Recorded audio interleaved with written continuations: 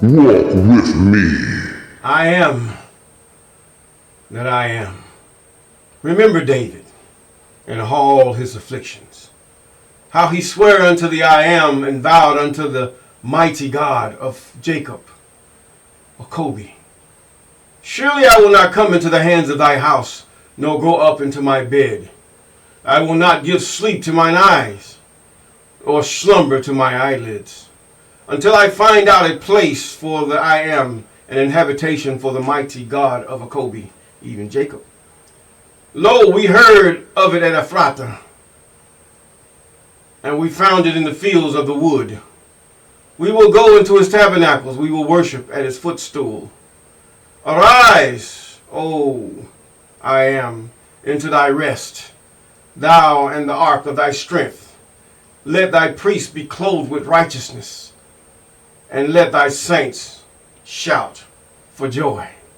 Psalms chapter 132, reading from the KJV version.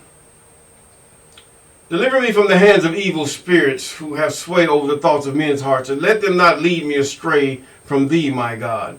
Establish thou me in my seed forever, that we go not astray henceforth evermore. Jubilees chapter 12 and verse 20. Yes, good morning, good afternoon, good evening. Those of you on this platform and shared platforms, we thank God for you. Yes, we're in the book of Judges, chapter 2, as you prepare. Yes, and also we want to say that we give a hand clap to those who have been with us from the beginning, from here, and we thank God for those who have been with us from there and here's about and here and there, and we thank God for those of you that have just subscribed, and we thank God for those of you who are about to subscribe, calling those things that are not as though they are. All praises to the Most High, He who inhabits all things. Yes. Yes, in the book of chapter 2. Chapter 2 of the book of Judges. Yes, we found out that the biggest mistake that the Israelites made in that day and time was the fact that they did not earnestly do those things that the Almighty had instructed them to do. And you're taking over things. When you get ready to do things for God, whether it's business, whether it's whatever, when God have instructed you, if He instructed you not to do it, or if He says nothing, don't do it.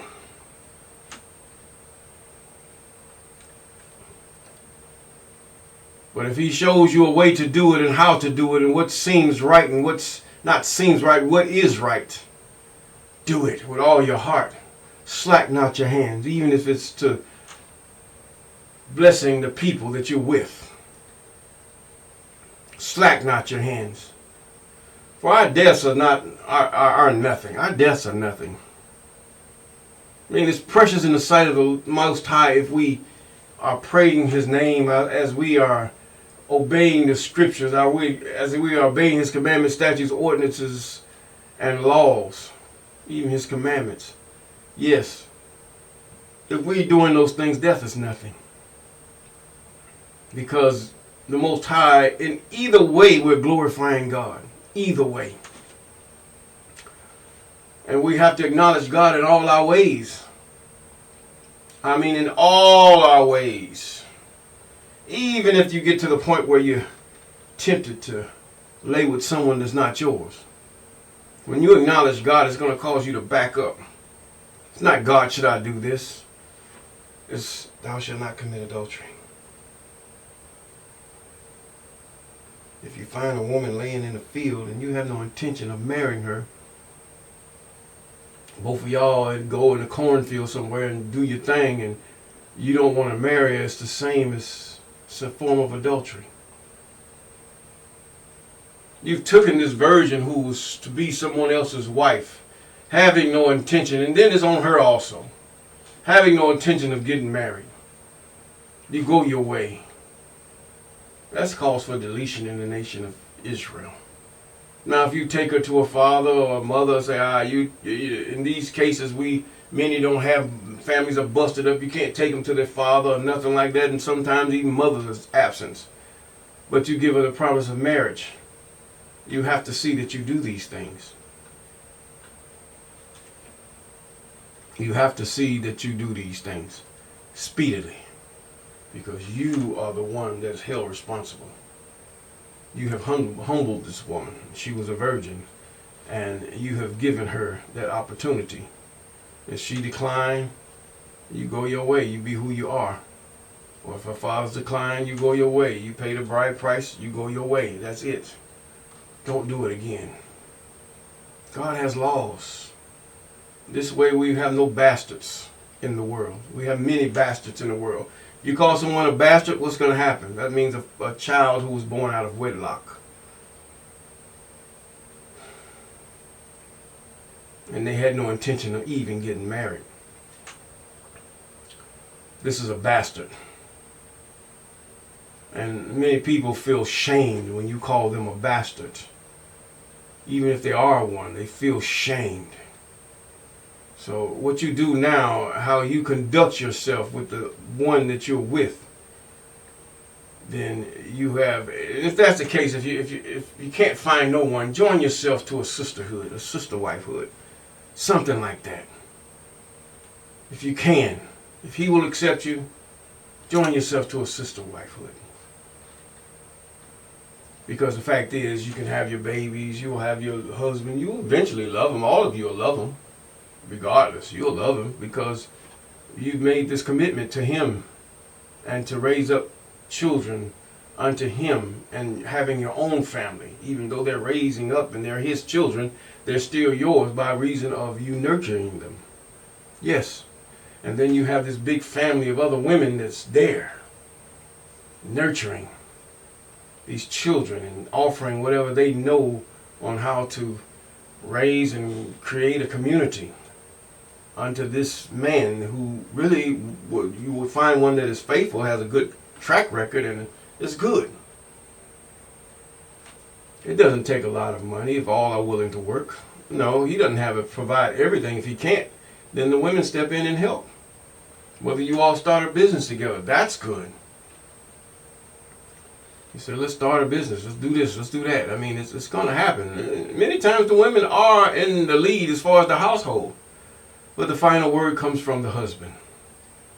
Many women are in leadership positions in the home.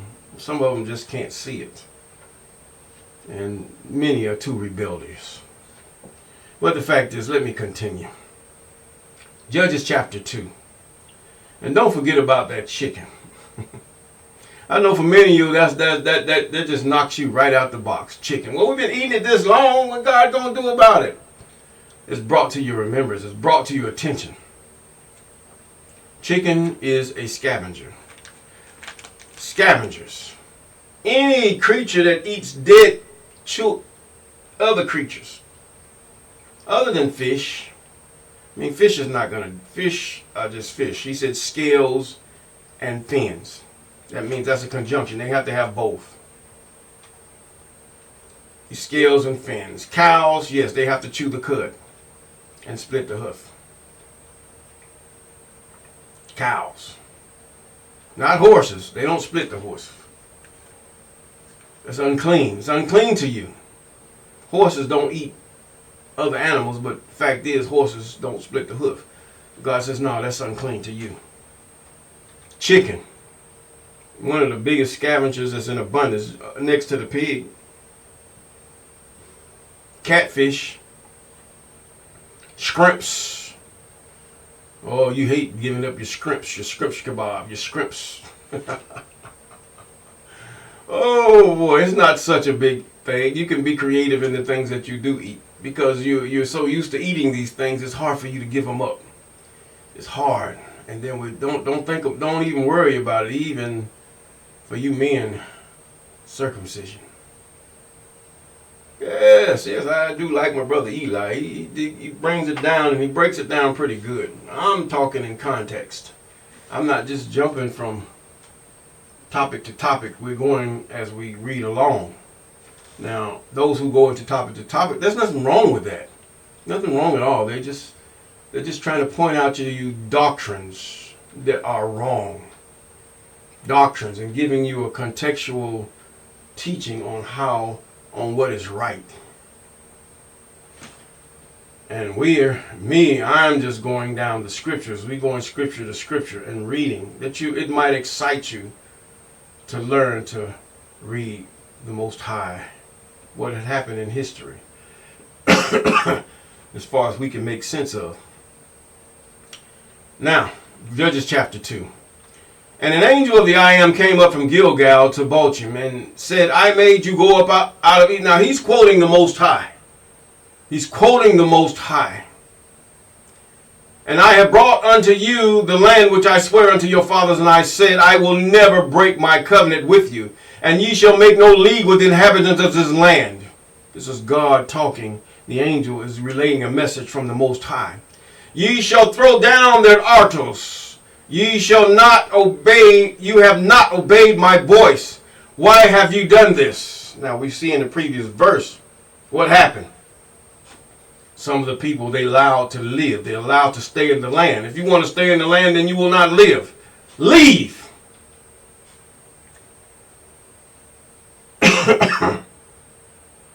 But ye have not obeyed my voice. Excuse me. Verse 3. Wherefore I also said, I will not drive them out from before you. Now, if you don't obey my voice, I'm not going to do what I told you to do. God is there with you. You can't do what God says do.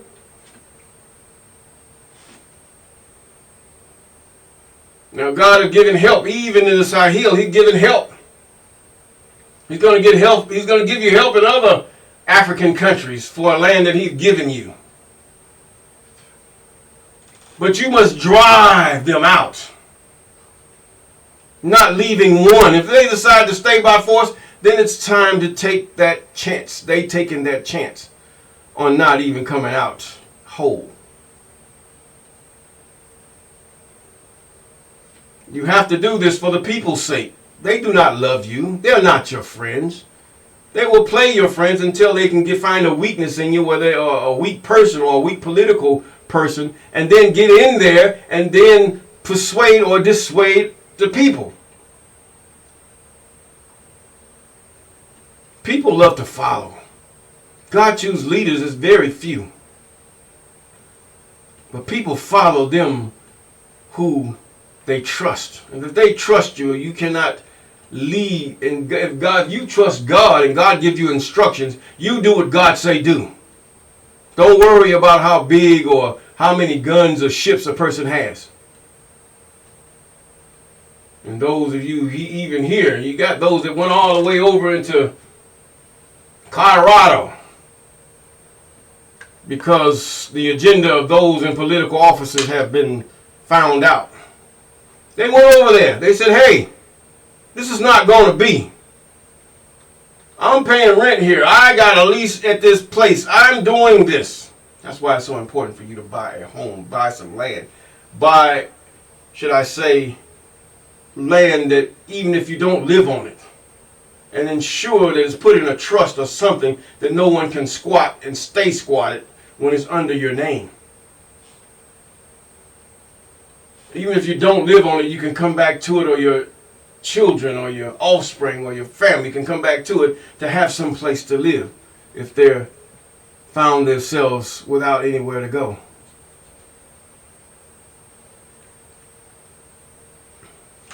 And ye shall make no league with the inhabitants of the land, and ye shall throw down their altars, but ye have not obeyed my voice.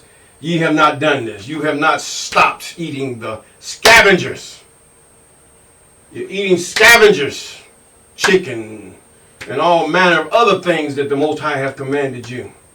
Worshiping. You're worshiping idols and crosses and wooden things and rocks. All these things that God told you not to do. And so the angel is telling the messenger. Angel means messenger, okay? The messenger told them, the spirit messenger. Wherefore I said, I will not drive them out before you, but they shall be as thorns in your side, and their God shall be a snare unto you. What is happening?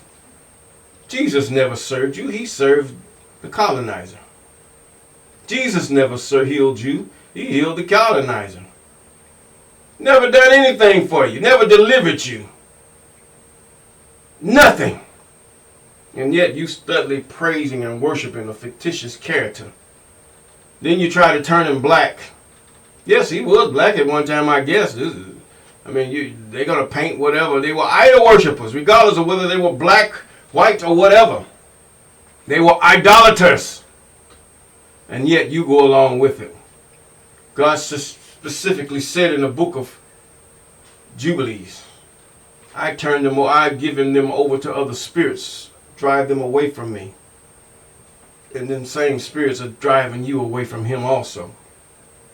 Even your lust to do after what the heathen does, because it's convenient, it looks good. And I feel good about it. I'm rich, I'm like them. You black as tar. Now come here. He says now, and it came to pass when the angel of the I Am spake these things, I'm in verse 4, these words unto all the children of Israel, that the people lifted up their voice and wept. Yes, I will weep too. When I find out, when you judge God as right and true, that God is the power and he's the creator, even that doggone chicken, you'll let it go. And they call the name of that place Bochim, and they sacrificed there unto the I Am. And when Oshé had let the people go, the children of Israel went every man unto his inheritance and possessed the land. But they still didn't cast everybody out. They just let them stay there. And the people served the I Am all the days of Oshé and all the days of the elders that outlived Oshé. They did that, as we had just said in the previous chapter. Who had seen all the great works of the I Am, and he did for Israel, the children of Jacob. And Oshé, the son of Nun, the servant of God, died being 110 years old. He's just going back over what he said. And they buried him in the border of his inheritance in Denathres, in the mount of Ephraim, on the north side of the hill of Nash. Not Nash, not your butt. No, I'm not talking about Gash, Gash. And all that generation were gathered together unto their fathers, and there rose another generation after them, which knew not the I Am. This is because they failed to teach their children. I ain't talking about taking your children to church. Sit down once a week or twice a week or something and read the scriptures. This is what they did in the days of old in Portugal, in Spain, before Queen Isabella showed up somewhere. And Ferdinand, King Ferdinand. And also all that generation were gathered unto their fathers, and there arose another generation after them, which knew not the I Am, nor the works which he had done. Now you don't know the I Am, you know your Jesus. You know your Yahushai, your Yahuwah, your Yahusha, whatever you want to call it, not Yahuwah. You do everything. I don't care whether you call yourself Israelite or not. You do everything still after the heathen when you go after the things of the New Testament. It's a lie, period. It's a bold-faced lie. God never changes. How can just a few letters in one little old sorry book change the whole thousands of years that God have dealt with his people? You're sick. You're mentally anguished, deceived, sieged in the mind, because you've forsaken the only one that can save you, for without him there is no Savior. Yes. And so all that generation were gathered unto their fathers, and rose another generation that knew not the I Am. Verse 11. And the children of Israel did evil in the sight of the I Am, and served Balaam. They wind up saving the very one that tried to get Moses killed as a toddler, because he was a soothsayer. Yes, he stalked the spirits. God knew who he was. This man delved in the occult. And they forsook the I Am of their fathers, which brought. Now, if you go to the first book, if you go to the book of Jubilees, you'll see who the name this fallen Satan was. This Satan. And now he's come back in that name there. He spread his name as that. And they forsook the I am of their fathers, which brought them out of the land of Egypt, and followed other gods, the gods of the people that were round about them, and bowed themselves unto them, and provoked the I am to anger. They followed the gods of other people. You, because of Deuteronomy 28, you have been deceived, even I was, to the point where we followed the gods of other people. The Mary, the Jesus, the Johns, the apostles, the saints. Can no one anoint anyone but God? And that anointed would be most noticed and felt. Can no one anoint anyone but God? No man can anoint you. If God tell a man to anoint you, there's nothing that he's done. It's not in the oil. He's just being obedient and having him to acknowledge who you are. But it's the office of a king. You're anointed to be king by God. The man is just doing a ceremonial thing to show others who you are from God. Man never appoints anyone. All these are nothing but crooks and thieves. And the children of Israel did evil in the sight of the I am, served Balaam.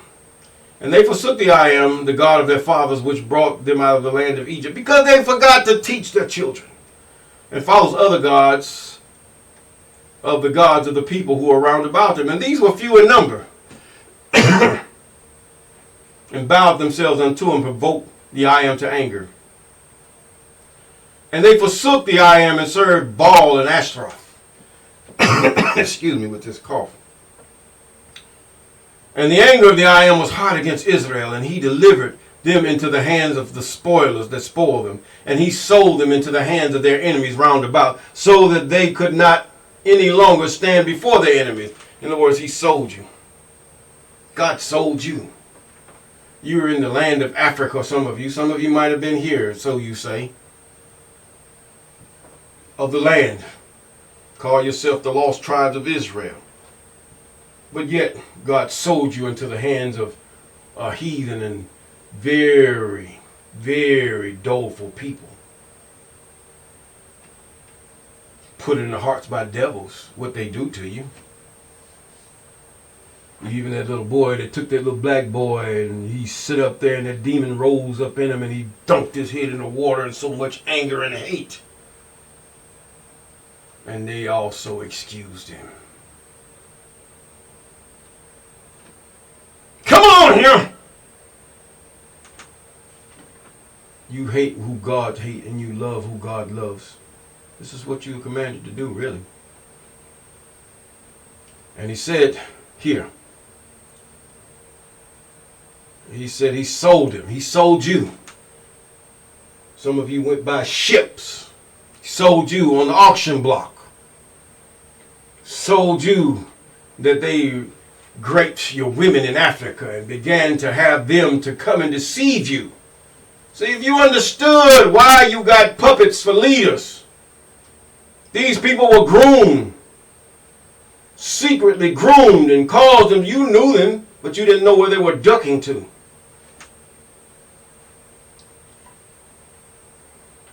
You don't take a stranger and make him your leader. You don't know what his agenda is. You take those that are known among you, from among your brethren, and make them your leader that love you.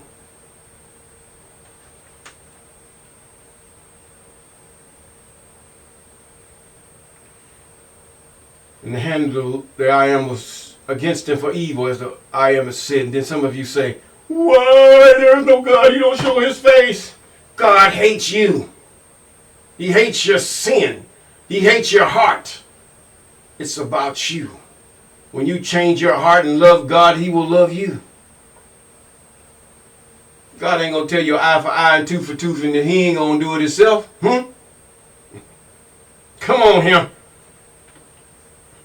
And the hand of the I am was against them for evil. In other words, evil is whatever is contrary to you. You can be evil, but yet it's evil because it's against your well-being and what you know that you like and whatever your standards are. That's evil to you. And as the I am had said, and as the I am sworn unto them, they were greatly distressed. In other words, when God come against you, traffic stops and all these other things popped because of a little toy gun. You better check yourself first. I ain't talking about no Jesus. You better go to that Old Testament, find out what his laws, statutes, ordinances, and commandments are. You're eating the chicken, you're eating the swine, you're going against God, you're doing these things that are not right before him. Then you ask, why is God against me? Yeah, he gonna have some compassion on you, let you make a little money, get a little fur on you, some gold and all that. That's all. He gonna let you do that. Yeah. But he has a faction there. Just swipe it from under you. He lets them go for you, that you might get tired of your ways. That you might get tired and wonder, what am I doing wrong, God? Commandments, statutes, ordinances, and laws we miss. Your baby not circumcised, circumcise him. You ain't got to get these doctors and lawyers to do that. You can do it yourself. But they don't know, it ain't going to hurt them. Just make sure you just take a little bit off. You don't have to do a lot. They have training in doing such things. Don't get it from the medical profession. It's just a little bit. Maybe just pull it forward. Pull the skin forward. Take about maybe 1/8 of an inch or so. That's the part that tightens around his genital when it stands erect, and it sort of eases it. He didn't say how much to take off. He just said circumcise them. But they'll take everything off of you. That brother was right. And nevertheless, the I am raised up judges, which delivered them out of the hands of those of them that spoiled them. These little people, first you were the head. They bowed themselves to you. For thousands of years, they bowed themselves to the kings of Africa. Thousands of years down in Medina, they bowed themselves to the Huda, with whom they call today. But you forgot God and went after your own way. Yeah, you can blame your parents, so to speak, but still, God put that in your heart. There's someone greater than I am. Everybody's heart, even the ones who are oppressing you, they know there's something different. Nevertheless, the I am raised up judges, which delivered them. It means deliverer, out of them, out of the hand of those that spoiled them, because of their, should I say, foolishness. And yet they would not hearken to their judges, but they went. You know, these are like, you would see the Israelites upon the streets hollering at the people, and they steal. They go after whoring after Jesus and after all these other gods and bow themselves to them, these Marys and these saints and all these things and rocks and boulders and they turned quickly out of the way of their fathers and walked in obeying commandments. They walked out of the way of their fathers, obeying the commandments of the I am, but they did not so. And when the I am raised up judges, then the I am was with the judge. He wasn't with them, he was with the judge to deliver them. And delivered them out of the hands of their enemies all the days of the judge. And it repented the I am because of their groanings by reason of them that oppressed them and vexed them. See, this is why I tell you to pray that God sent a judge to your situation. In what country you're in. What continent you're on. Wherever you are, God sent a judge, a deliverer. This Jesus ain't never saved nobody. Where? Something you hope for, a pipe dream? Please. You got financial situations. You give your tithes to this idol. Person preaching about an idol or false god. Then next thing you know, here you are out your home. Or your lights turned off. You vex God. You trouble God. And because of their groanings by reason of them that oppressed them and vexed them. And it came to pass when the judge was dead that they returned and corrupted themselves more than their fathers in the following other gods to serve them and to bow down unto them. They ceased not from their doings and no from their stubborn way. See, God has sit up there. He This demon came before God, this Satan, when he tried Abraham. He told Abraham, the minute you deliver him, you do good things for me, they're going to return back to what they do. These devils know this. They know how foolish people are.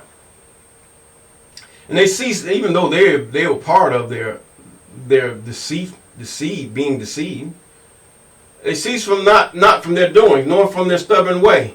And the anger of the I Am was kindled against Israel, and he said, because that these people have transgressed my covenant, I commanded their fathers and have not hearkened unto my voice, and I will not henceforth drive away before them the nations which Oshea left when he died, that through them I might prove Israel. This is why you tempted. This is why you're pressed.